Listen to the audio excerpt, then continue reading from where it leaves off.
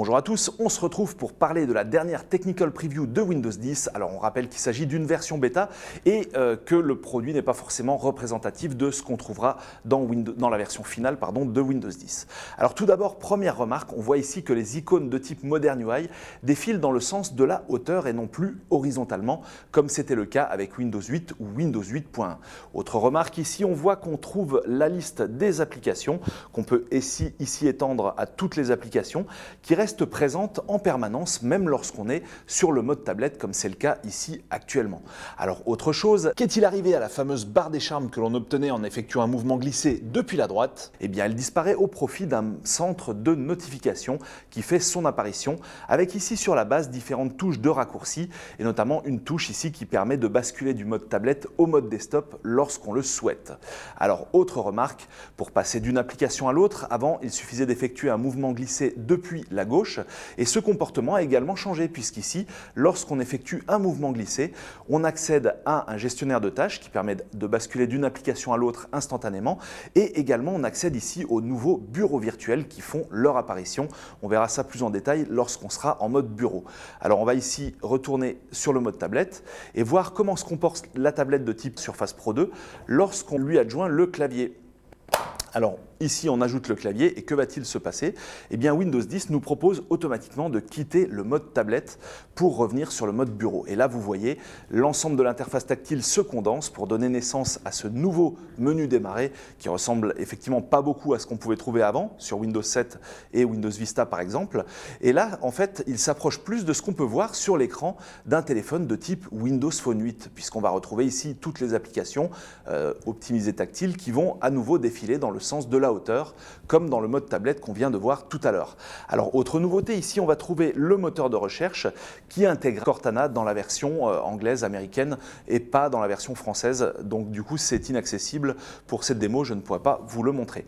Ici, ce moteur de recherche permet d'effectuer des recherches locales, mais également des recherches sur Internet, comme c'est indiqué ici tout en bas.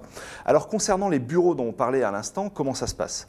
Eh bien, les différents bureaux virtuels donc, sont accessibles avec ce mouvement glissé également quand on est en mode desktop.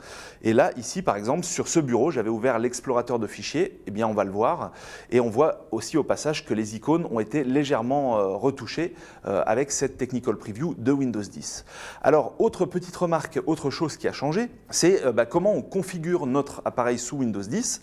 Alors, est-ce que le fameux panneau de configuration qui, lui, n'était pas optimisé tactile a disparu? Eh bien, c'est ce qu'on va voir de suite. Et on voit qu'ici, lorsqu'on tape panneau de configuration, dans le moteur de recherche local, on va le retrouver. Et oui, il est toujours présent et lui n'est toujours pas optimisé pour le tactile. Par contre, certaines fonctionnalités ont disparu, comme Windows Update, par exemple. Voilà. Windows Update n'est plus présent dans le panneau de configuration. Alors, que se passe-t-il? Où est-il?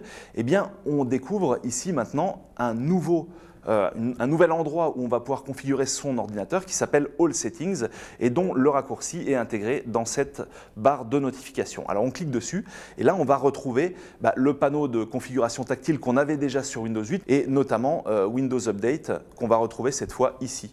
Vous voyez, on a l'icône, mais tout est optimisé tactile en termes d'interface. Et c'est à partir de là qu'on va gérer l'ensemble de ces mises à jour. Alors, on l'avait aussi dans l'ancienne interface tactile, mais on voit que progressivement, Microsoft essaye de migrer un maximum de fonctionnalités de l'ancien panneau de configuration vers le nouveau qui s'appelle donc All Settings. Alors, autre chose qu'on va voir justement tout de suite, c'est comment se passe l'ergonomie en termes d'optimisation entre le passage du mode bureau au mode tablette. Alors, si on ouvre ici, par exemple, l'application Courrier, qui à la base est prévue pour être intégré au mode tactile et donc plein écran, que se passe-t-il avec cette application? On pouvait déjà la réduire avant, mais maintenant on peut vraiment la fenêtrer et gérer ses dimensions comme on le souhaite, comme s'il s'agissait de n'importe quelle application Windows. Alors ça, c'était déjà présent dans la précédente Technical Preview, mais on n'avait pas encore eu l'occasion de vous montrer ce comportement. Donc ici, ça peut être dimensionné. On a toujours accès aux touches de réduction et aux touches de fermeture qu'on avait déjà depuis l'Update 1 de Windows 8.1. Mais eh bien, comment ça se passe quand on est en mode tablette? Donc en mode tablette, logiquement, on ne peut pas la redimensionner. Eh bien, c'est ce qu'on va voir tout de suite. Alors on va forcer le passage au mode tablette en cliquant ici. Et là, automatiquement, elle se met en plein écran. Et lorsqu'on veut ici gérer les différents contrôles qui sont présents là, eh bien, on n'a plus que réduction et fermeture. Ici, passage du mode plein écran au mode pas plein écran, mais finalement, ça ne va pas changer grand-chose en fait. Là, on va être en mode plein écran et lorsqu'on le quitte, on a uniquement ici la barre des tâches qui vient s'afficher, mais concrètement, on ne peut pas la redimensionner lorsqu'on est en mode tablette, alors qu'on pourrait le faire en mode bureau. Donc c'est aussi une autre petite différence. Alors autre chose qui va faire son apparition ici, c'est l'arrivée d'une application Xbox. Alors l'application est directement intégrée à Windows, ce qui signifie que vous n'aurez pas à passer par le Windows Store pour la télécharger, elle est directement présente dans le système.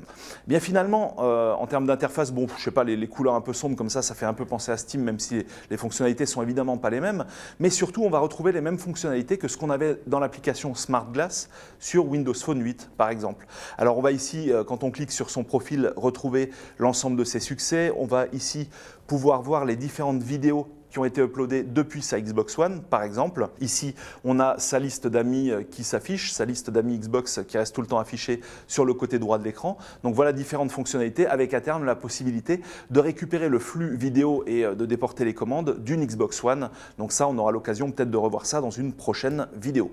Enfin, pour finir, un dernier petit détail qu'on va trouver ici en mode bureau, alors je vais tout réduire en cliquant ici, ça fonctionne toujours, c'est que lorsqu'une application est ouverte, on va voir une petite barre de couleur claire en dessous de l'icône de l'application, ce qui vous indique qu'elle est en train de tourner en tâche de fond.